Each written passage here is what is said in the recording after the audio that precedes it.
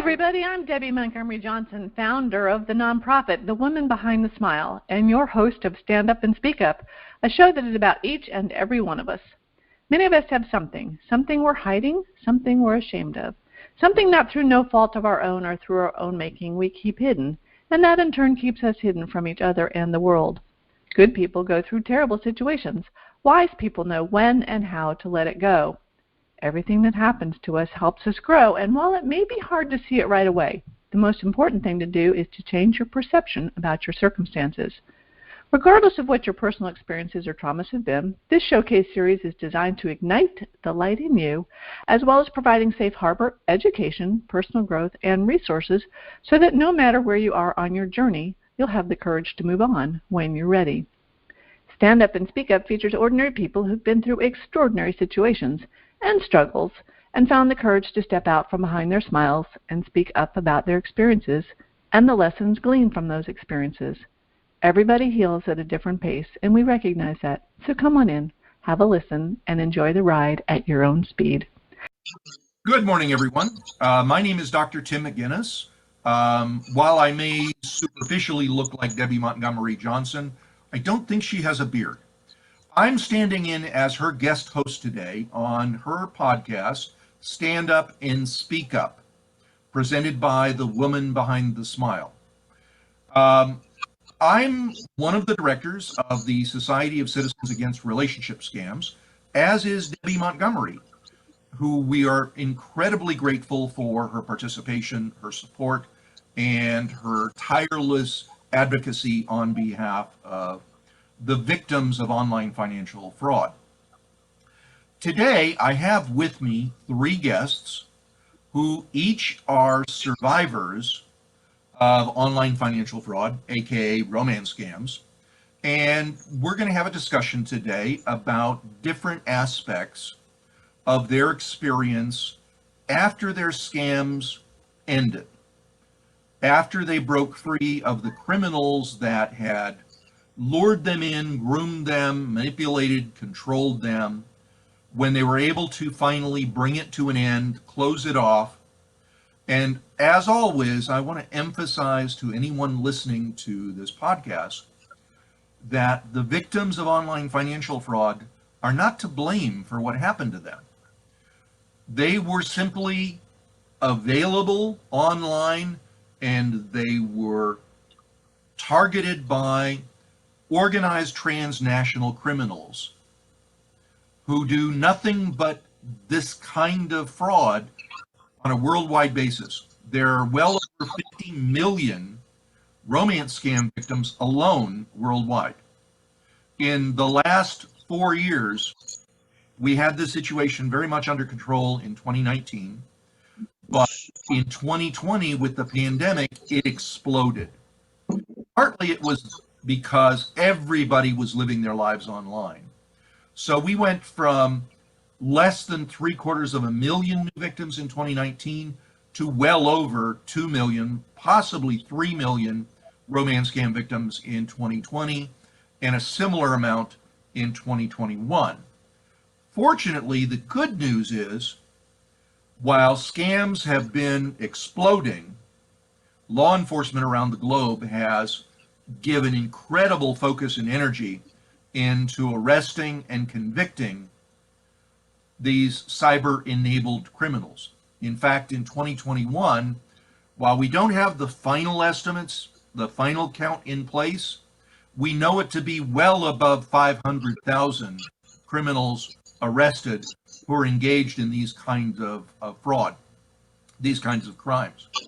So we're going to begin, and let me set the stage for what we want to talk about. We want to talk about the period immediately after the scam ended, because new victims especially have great challenges in finding responsible, accurate, and properly trauma-informed information to help them make decisions about the direction that they'll take going forward.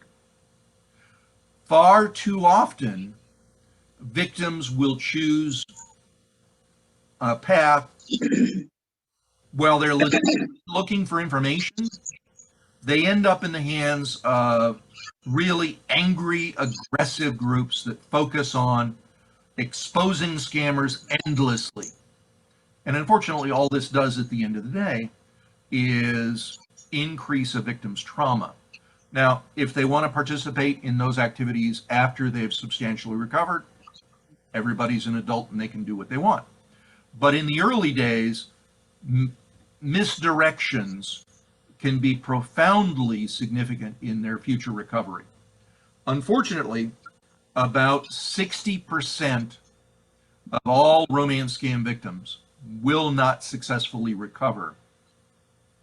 Certainly not within a reasonable period of time, and not without more extensive counseling and therapy.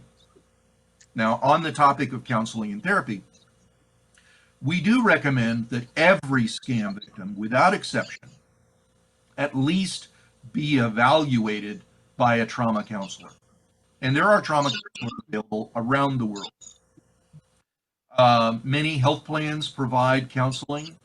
Victims in the United States and in other countries can receive counseling for free.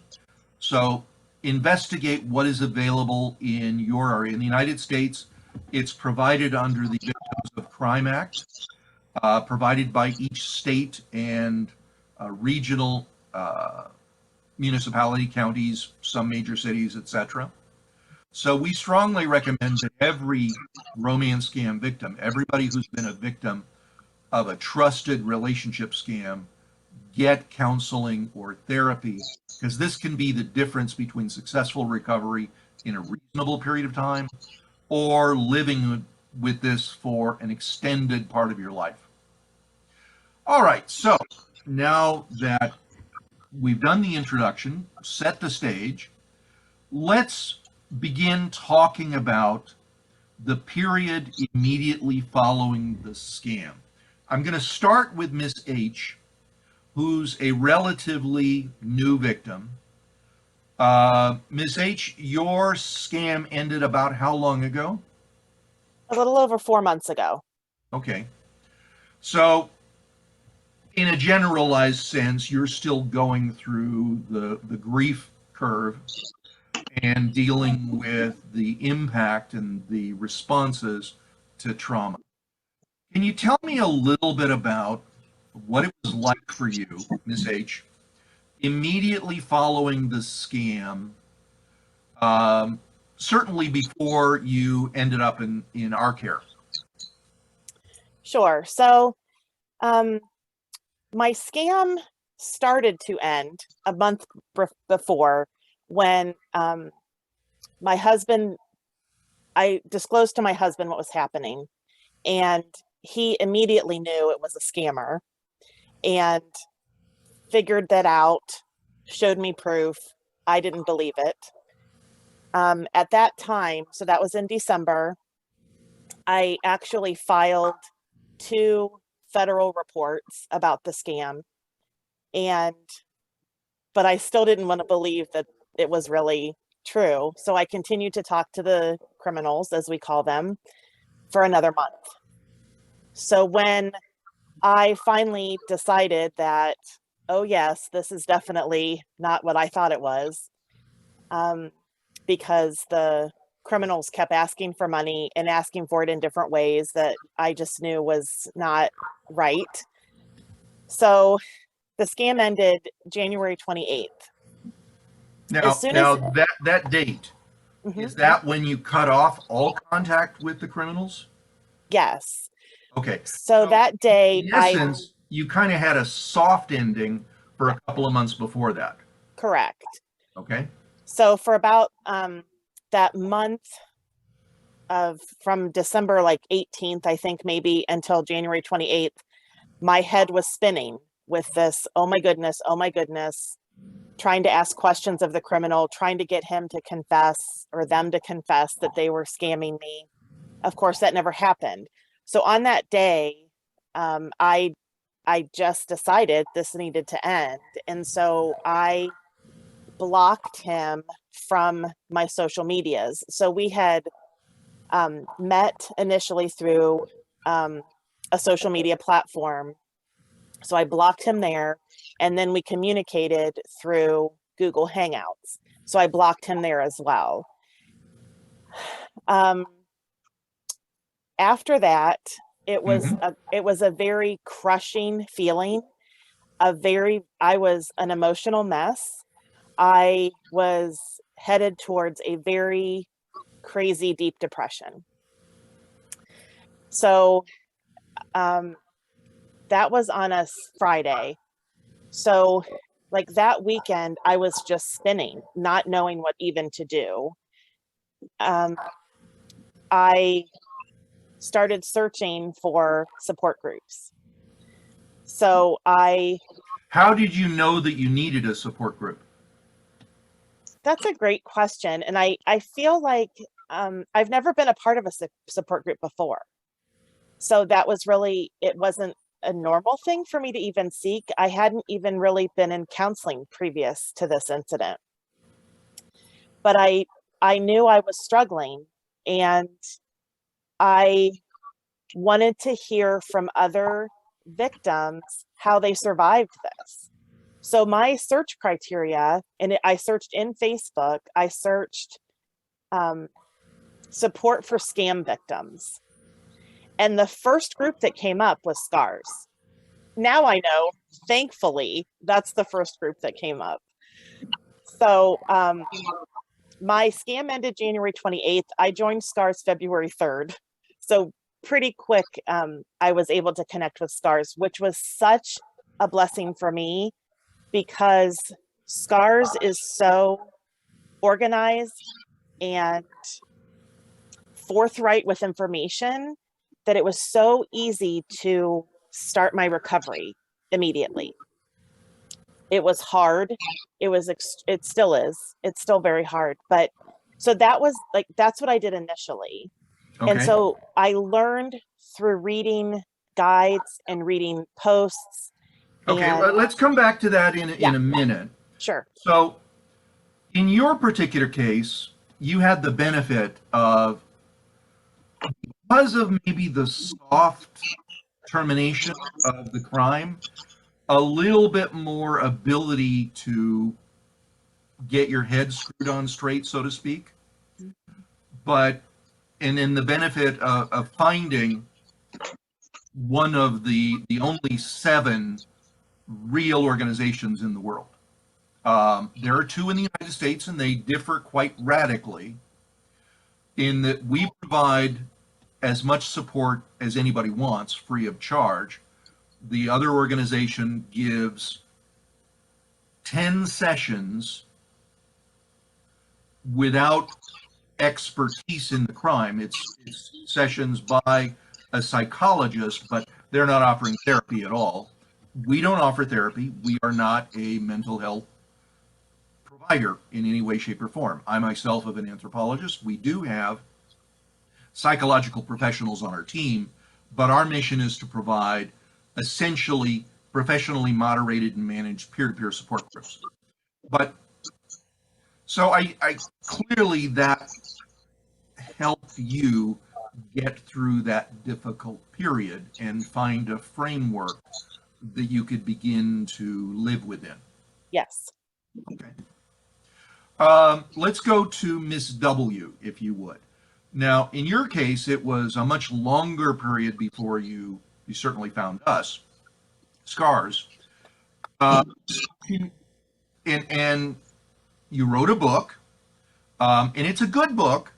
And the only thing in it is you've got some recovery recommendations that we don't agree with, but that's okay, because there are alternate paths in this.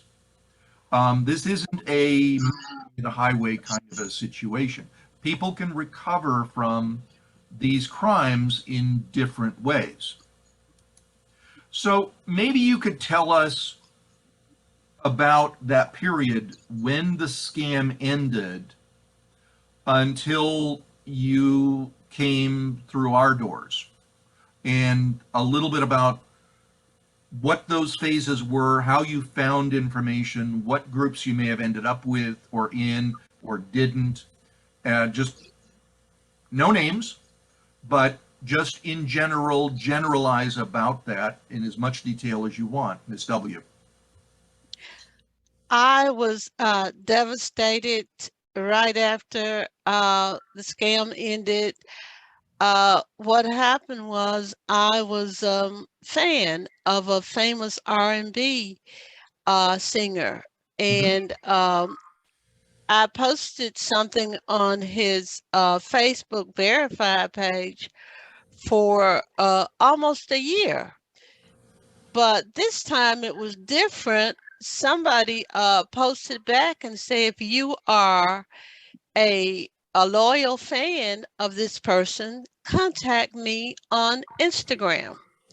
And I did. And I was kind of skeptical, but I, thought, well, if I can get to talk to this icon that I had been admiring for years, then I'll check it out. And that was the worst day of my life Now, because so after so how did it actually end?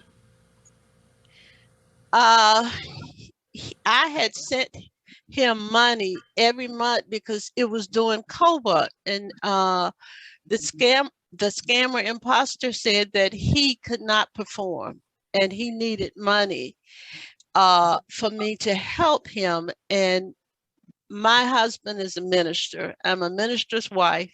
I'm a Christian, and he just begged me, said he was hungry, and somebody had hacked his bank account and he didn't have anything. And so he just kept after me. And so, I told my husband about it, and my husband said, well, we Christians, we can help maybe one time. Right.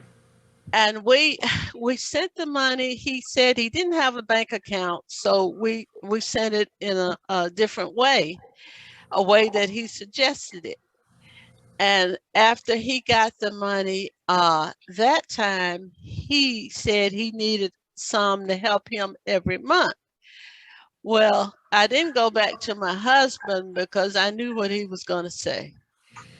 So I just started sending him, instead of giving money to the church, my tithes, I started sending my tithes to him. Well, after a while, I told him, I said, I can't do this. He said, well, I got to have money. I can't eat. And so I have a little business that's on Facebook.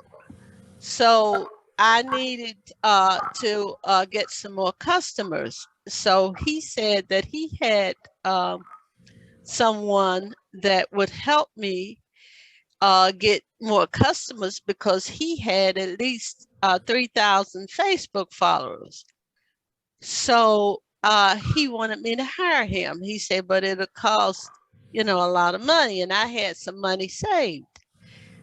So I sent him all this money. And after 3 months, nothing happened. I didn't get any customers. I didn't get any Facebook followers. So I talked to him about that. He said, well, I will send you a check for $40,000.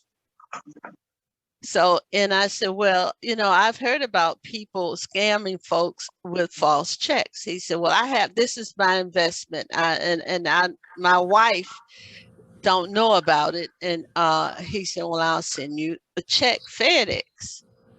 So he sent me the check. I took the check to the bank. They immediately knew that it was a false check because it was made out to a playground. But they sit there with me. They was very nice. They checked the check out, and they couldn't find anything at first. And the bank manager, he said, well, I can go on and cash this check. He said, but if it's bad, said you could get in a lot of trouble. So I said, no. I said, and I told him who I thought the person was. And they said, well, that person should have at least 10 or 20 bank accounts, with the type of money that they make. So I said, well, just forget about it. He said, one thing I want you to do is go to the police and make out a report. And he said, I won't charge this against you. You can still have your bank account and everything will be fine with the bank. So I did. I went to the police department, filled out a report, and they was just saying, you know, you should have known better, you know. But I got the report done, and when I contacted him again, he just went into a rage. He was saying, "Well, it's a good check, and I don't know, you must have did something wrong." And he just went got hysterical, and I knew that was something was wrong then, and he just stopped texting me. Okay, so after you ended the scam at that point in time, but you were not really sure 100% that it was a scam, is that right? Right. I just thought, maybe I did do something wrong. Maybe he was right, and by this time he said from the beginning that he would not try to talk to a preacher's wife on a level as far as trying to date me or anything. But during that time, he sent me flowers. He sent me a necklace. He He was sent grooming me, you. yes, and a T-shirt with the, And one of the things that we know for a fact is over the last decade, we've exposed several large churches in both Nigeria and Ghana that are actively involved in money laundering the proceeds from financial fraudsters in those countries. I'm proud to say that in Nigeria, the three that we've identified have been shut down. In fact, just this week, uh, the pastor of a large church that had 60,000 followers in Nigeria was extradited to the United States, where he will stand charges for participating in financial fraud, money laundering, bank fraud, etc. And ironically, along with him was a bank employee. Unfortunately, the local law enforcement don't always connect the dots. That's for us to do. But this bank employee was a mid-level manager at one of the major banks in Nigeria. And this individual was creating fake bank accounts under fake names so that victims could wire money, which would then go into the accounts, and it would be then withdrawn, deposited into the church for the purposes of cleaning that money so that it could be money laundered, because the amount of money that some of those as you know, in the evangelical world of mega churches, the amount of money is astronomical. And that's not to say that they're criminal organizations, far from it. The vast majority of religious organizations are completely sincere and committed to helping their fellow humans. But in this particular case, these were completely corrupted. So after your scam ended, Miss W, what did you do in the way of trying to move beyond your doubts and confirm that you were in fact the victim of a crime? Even though the police had told you, even though the bank had told you, there is that lingering doubt. So what was that journey of confirmation like for you? it was very hard because my husband said, I told you so. And I was devastated. I felt like, I should have known better. I am a college graduate. I majored in psychology, and I just felt stupid, to tell you the Do truth. you still feel that way? No, I started searching the internet to see what help I could get because I felt so bad, about myself. Right. And I found a book out of a doctor that had written a book, and it was just made uplifted me and made me feel so good. If you And remember the book, you can go ahead and mention the book if you'd like to. uh, it was written by Dr. Kathy Wilson, and it was just an amazing book, and it had scars listed in the book where you could go and you could get some support. Uh, and after that, I was in the process of writing a book myself at the time because she suggested that that would help me on my journey, help me to recover from these bad feelings I had about myself. Yeah, that's And part of the recovery process of telling your story, and it's absolutely highly beneficial.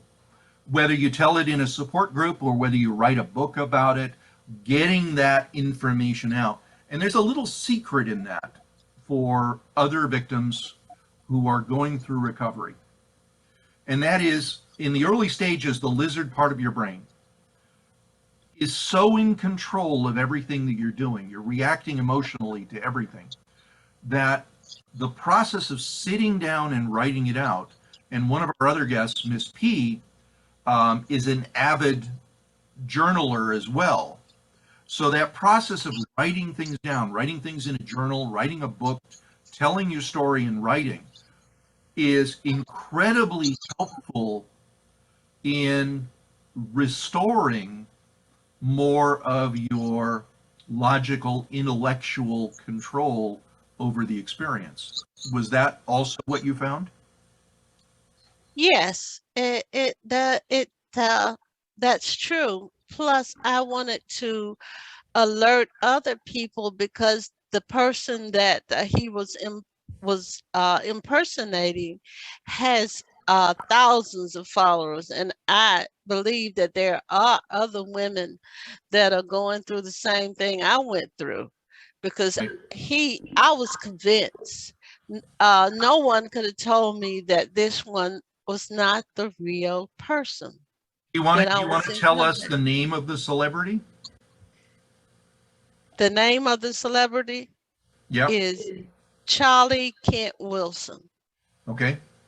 He's a famous R&B singer that's been singing since they had a group called the Gap Band, Yeah, I'm and familiar with it.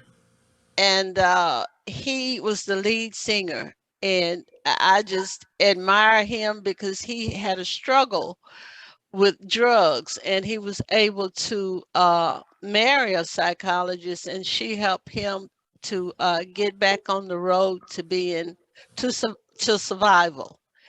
And I knew of his background, and that's one of the main reasons I wanted to help because saying if I didn't help him, maybe he would go back into that drug life because he told me, he convinced me that his wife had left him, that she had ran off with the chef, and he just had nobody. I was the only one that could Of help course, him. and of course, interrupting you again, I'm sorry, but and of course that played into your compassionate nature being a pastor's wife, which is the mission. Yes. I just felt like, I just was doing my Christian duty to help this person because he had such a terrible life. He had slept on the streets and had been sleeping in carts, and this is the story that he was his life story. And he was telling everyone how he went to his cousin came and got him off the streets and Okay, introduced him. we need to Okay. stay focused because of the limited time that we have available. Okay. So the reality is you were never talking to him. You were talking to a criminal somewhere in the world that was impersonating him and just feeding you a basket full of lies. But Right. so you read this book and it put you on a different path. What Yes. happened? So about what was the time scale when you read this book and completed it, and then what happened next? After I read the book, I was convinced that I needed to be in a support group because I was hurting. I was suffering. During this time, my husband passed away, and I didn't have anybody. We're very sorry. Thank you. And that was even harder on me because even though he was telling me I told you so, you know, I missed him so much, and I needed to find something or somebody that I could talk to, and that's when I found Scars, and it was it was very uplifting to my spirit, you know, just to have somebody to like all the books that you have. I was able to go over the books and find out it's not my fault, because Exactly. I thought all this time it was my fault, you know. And these guys are professional. I found that out, that they are very professional, and they use all kinds of psychological tricks to get you to believe that they are the person that you think they are. Right. So So it was, that brought you to our door. yes. So let's move on now to Miss P. And same question for you. How long has it been since your scam ended? Yes, my scam ended, well, tomorrow, in fact, it'll be 1 year. And when my scam did end, I was very much taken back. Mine was a banking impersonator saying that he was from the Bank of America. And because he was convincing in that way and telling me that someone had already hacked into my retirement account and he then all of a sudden he kept promising and promising that the money would never leave the bank because he was a fraud investigator and the money would never, he would void the transaction. And so when I did see the money leave my account, I was calling him and he wouldn't return my phone calls. And at that time I thought, this is what it is. It's a big, big lie. I Let took me a few interject days. a quick question there. Yes. And this is going to sound silly, but as you know, I'm an anthropologist. Mm-hmm. So I'm really big on rituals. Yes. What do you plan to do to acknowledge the 1 year anniversary since the ending of this crime?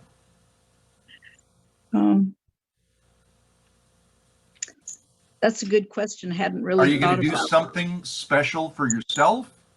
Are you going to go out and create a big bonfire in the backyard and print out photos or chats and burn them alive? Are you going to create a voodoo doll? I don't have any photos and I don't have any chats because all of this was on a phone call. Okay. And this phone call went on for 2 weeks. And but maybe I could get a voodoo doll and kill them that way. They're available on Amazon, by the way. Okay. They're relatively cheap. And they're available for Prime delivery. So it's really Okay. handy when you have those need for a voodoo doll moments. Okay. But in all seriousness, forgetting the mythology and the belief system that goes with that, the benefit of creating a ritual, the reason why we have rituals in our lives, whether it's birth of a child, a christening, birthday parties, funerals, unfortunately, is a demarcation in time so that we can memorialize the moment, but also allow us to move forward from that transition. So when it comes to scams, we're a firm believer in things like Viking rituals. If you've got photos and texts and all of that, print it all out and light a bonfire. It's very satisfying on a very visceral level to watch all of that go up in flames. Voodoo dolls really work quite well. They're, you're not going to put a juju curse on them. In the early days, we used to have a lot of fun with these criminals by putting juju curses on them. Being an anthropologist, I know all about curses. So we were able to actually create some really good curses that worked really well,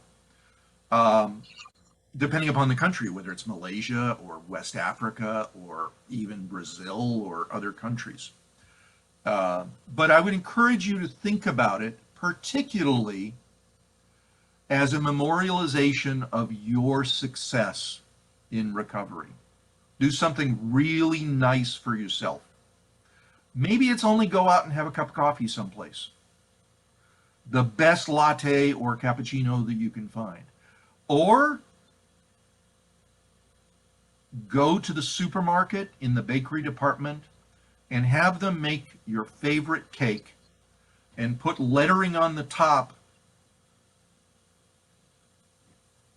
first year of my new future, or something like that. And eat the whole damn thing. And I can too. Now, talk about after this ended. You reported it to the police, you reported it to the bank. How quickly did that happen? Right away, as soon as I figured out he wasn't going to call me back, the money was gone, I did go to the police right away. This was during COVID, so the police stations were all closed down. So I had to do my report on a phone call. And so I never came face to face with a police officer, but I did go down to the police station and get a copy of it. And he suggested that I contact the FBI. And so I did. I went on to ICE 3 and made out a report. And I thought the FBI would be calling me, but they never did. They just said, yes, we got your report. So was your amount below 100,000? No, it was 350,000. Okay. Have you ever called the FBI back? Yes, I did. And it was like, okay, we got your report. We'll get back with you.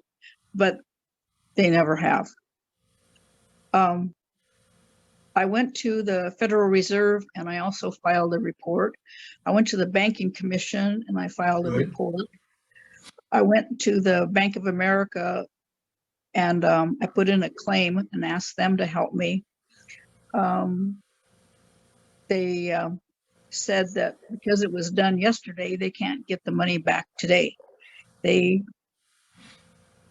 They said that they went through the process, but I have a hard time believing that. So I filed a second claim because the Federal Reserve told me to go back to the bank and file a claim and see if I could get the money back that way.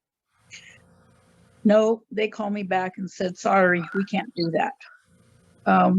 Then I started going to the Attorney General and I wrote him a letter and they said, sorry, we can't help you.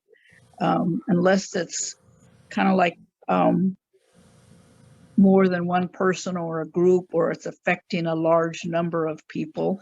And you would think that they would know that, but Yes, and yes. And also, what was kind of strange is, like when I did go into the bank and I told them I wanted to do this wire transfer.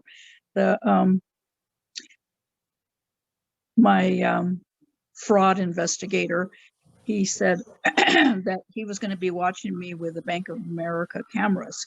And if anybody tried to stop me, he wanted me to write down their names because he was going to investigate them too. He was constantly threatening me because, not me, but he was constantly, oh, let me know if anybody tries to stop you and I'll investigate them too. And even with my financial group, who begged me not to take the money out, he was pretty aggressive with me, telling me, hey, it's your money. You can take your money out whenever you want. They have no business trying to stop you. and this all took place over about a 2-week period of time.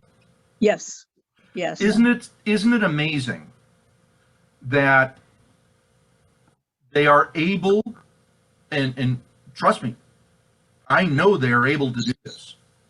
They're able to compress this process of lure to grooming to manipulation to total control into such a tight span of time. It's astounding at times how effective this is. But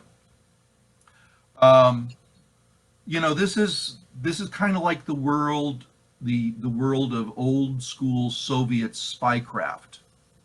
How spies would manipulate their sources to feed them information. And it was done exactly in the same way.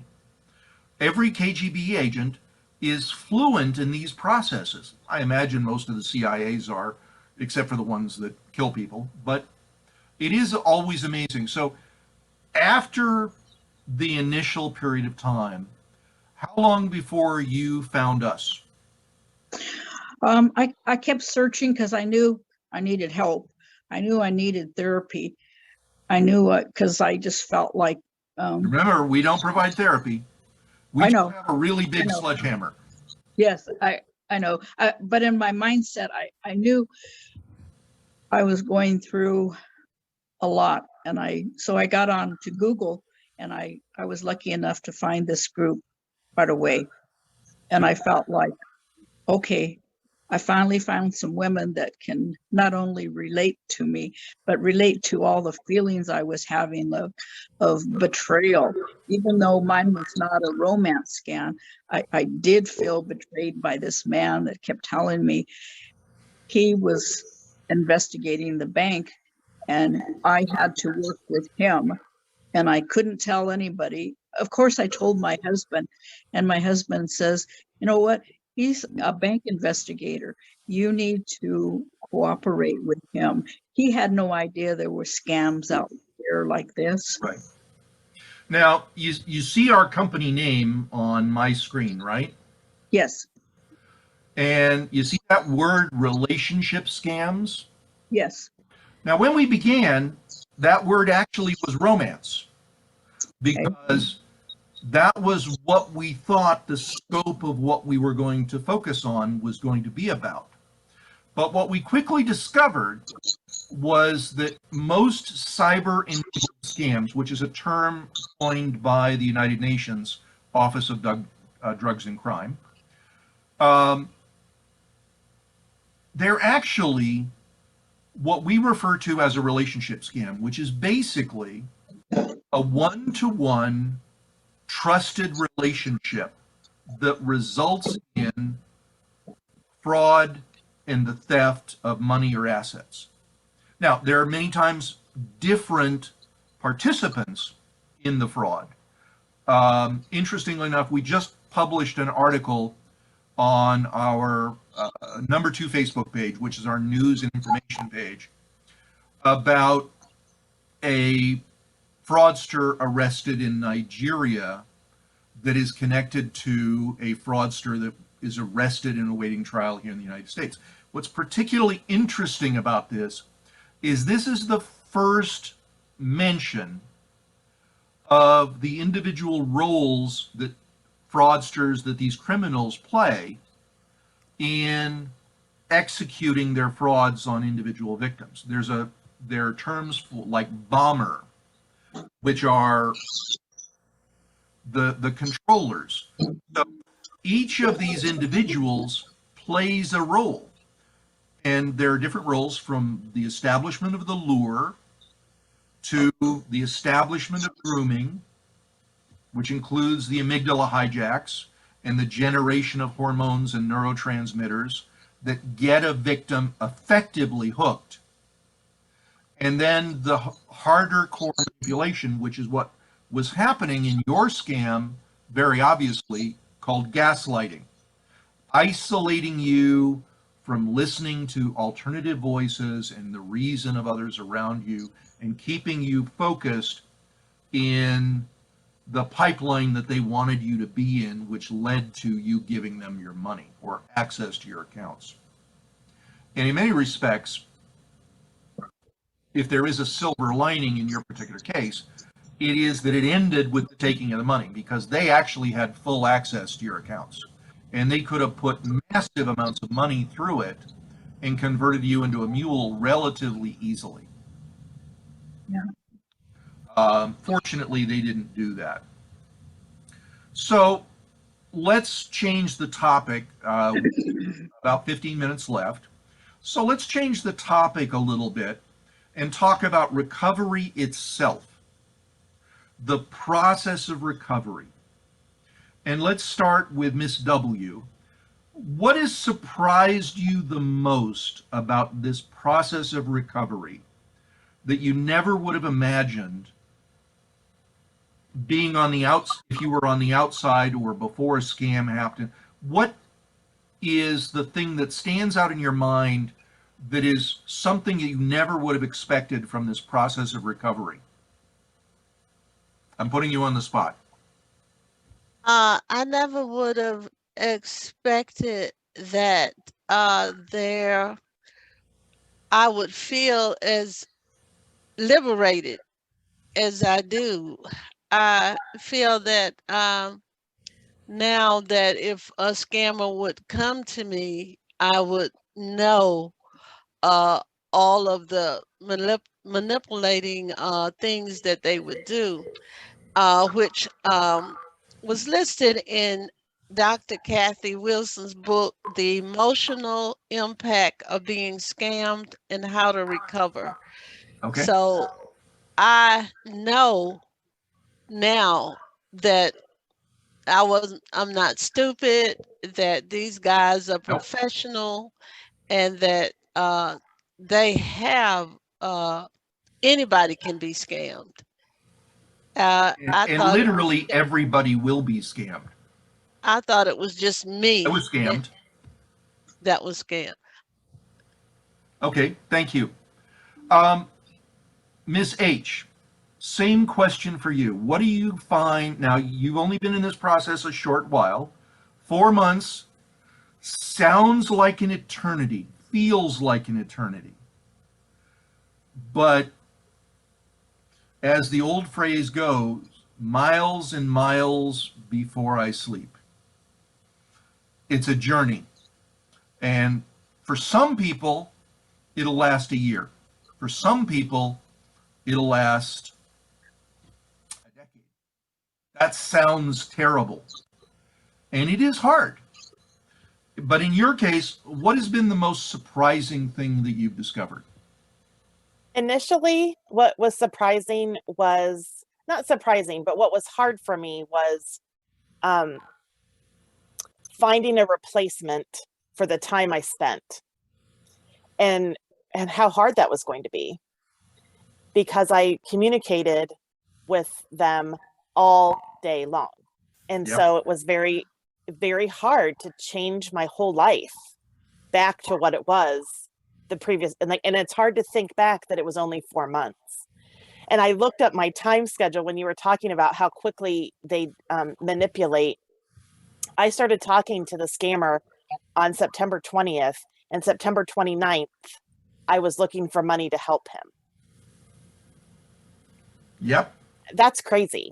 Like when I look back, I'm like, wow, like No, that's science. That's really fast. Like it was a really fast thing. But what really has come out of this is trauma, and recovery from trauma is what that has been surprising to me, that the layers of trauma that I didn't even recognize I had in myself, that as I go through trauma counseling because of this incident, it has shown a light on the other things in my life that made me vulnerable and made me more susceptible to be a victim. And so that was surprising to me, that in healing from this, I'm really working on healing from other things too.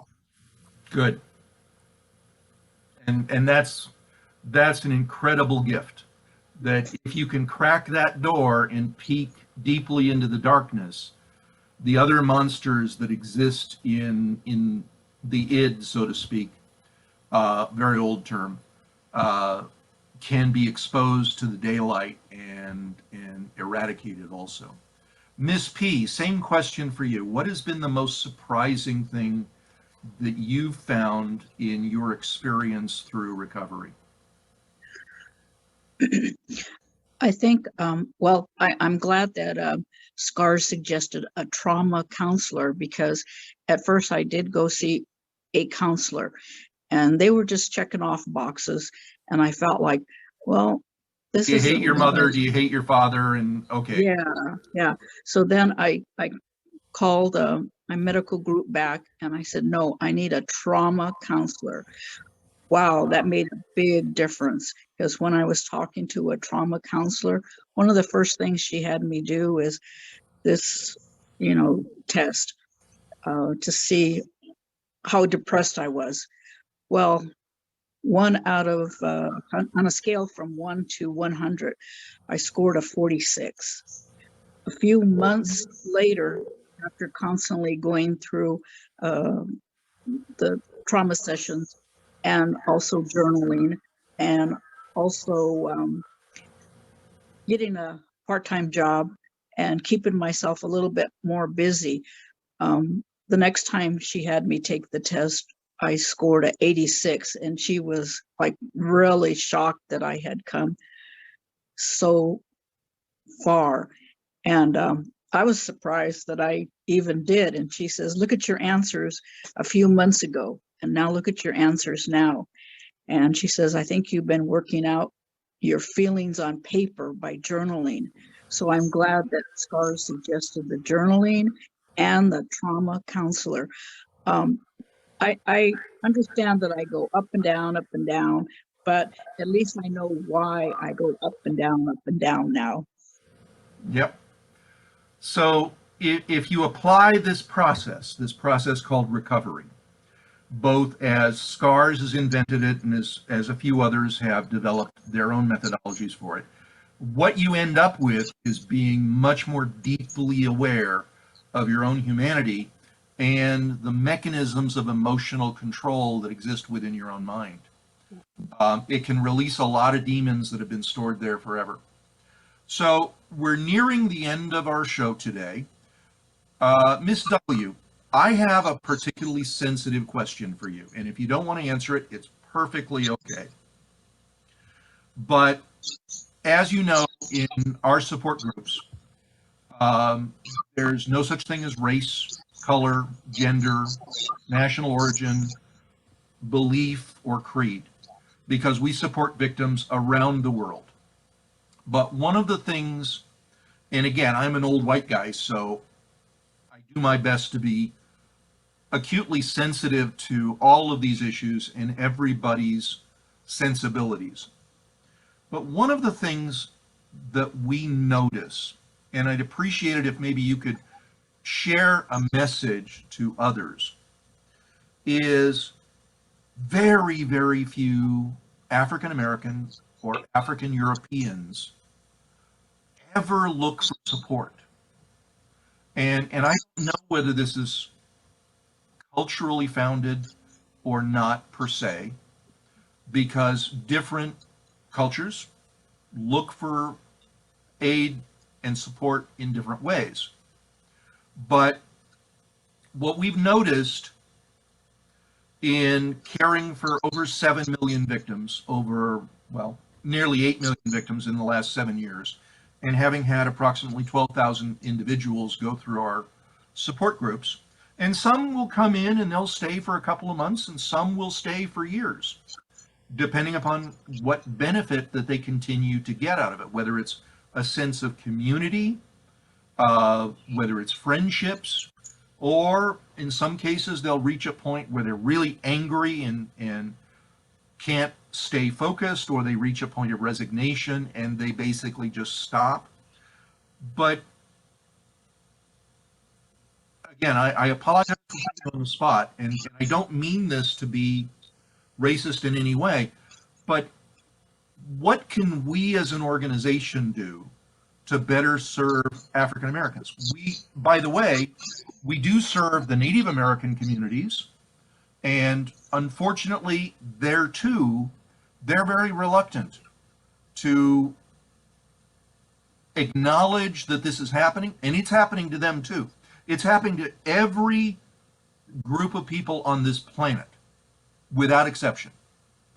Whether it's Chinese, Japanese, Malaysian, we have a kind of an affiliate organization in Africa, which we're extraordinarily proud of, that helps young women in Nigeria become expert in cybersecurity to fight back against the incredible amounts of fraud that take place against Nigerian citizens and citizens in other African countries such as Kenya, South Africa, especially Namibia. What is your advice, both for African Americans and for an organization like us? What can we do better to help make African Americans aware that these services are available, they're free of charge, and that we can help? I think that you could make them aware of that your organization is a great help to everybody, and you could do it by advertising on Facebook, Instagram, social media outlets, letting them know that they are welcome to come to you, and ask for help. African Americans have been taught you go to family, Right. and it's a weakness if you need some type of mental help, or someone to and they're also very very private. They we were told, don't let like when I grew up, my mother said, keep everything in the house, and don't let other people know your business. So that's ingrained in a lot of Black people from childhood.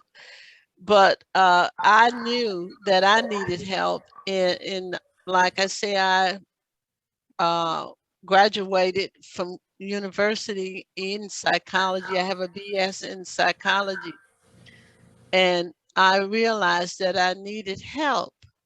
But I think, like I said, if you were to advertise that African Americans are welcome, because we need the help, we need to talk to somebody, we Yeah. need the uplifting. And a lot of times you would go to a minister. We go to a minister a lot of times, but they are so busy with their church duties that they really don't have the time to just take, to do. And they may not have the education to help you. And Experience in the subject matter is right. is challenging. Yes. It is almost, learning about this is almost the equivalent of a 4-year degree. Yes. All right. So Thank you. I thank you. I thank Scars, and I am just so happy that you were here to help me because it's made a big difference in my life. Excellent. Thank you so much, Miss W. And trust me, you and I are going to have a conversation afterwards about some additional thoughts that maybe you can help us with, because we do have a program that we're relaunching on the 15th called our Mentor Program, and there's lots of opportunity to play roles in helping others. So I'd like to thank all three of you for participating in this roundtable discussion. Although it's on the screen, it's a bit squarer. But this audio will be released by Debby Montgomery's Stand Up and Speak Up podcast in the near future. I want to thank all of you, and I want to thank Debby Montgomery for giving me the opportunity to come stomping through her sandbox, and hopefully I did a good job, and hopefully there was some useful information that came out of our call today that will be beneficial not only to scam survivors, but to their families as well. And if you are the family of a relationship or romance scam victim, I encourage you to go to romancescamsnow.com and look for our webinars, particularly the one addressed to dear family and friends. It will help you understand the situation that these victims of financial fraud face themselves in. Also, we have another webinar on the life cycle of romance scams that will explain in great detail exactly how the mechanics of these scams work from a victim perspective.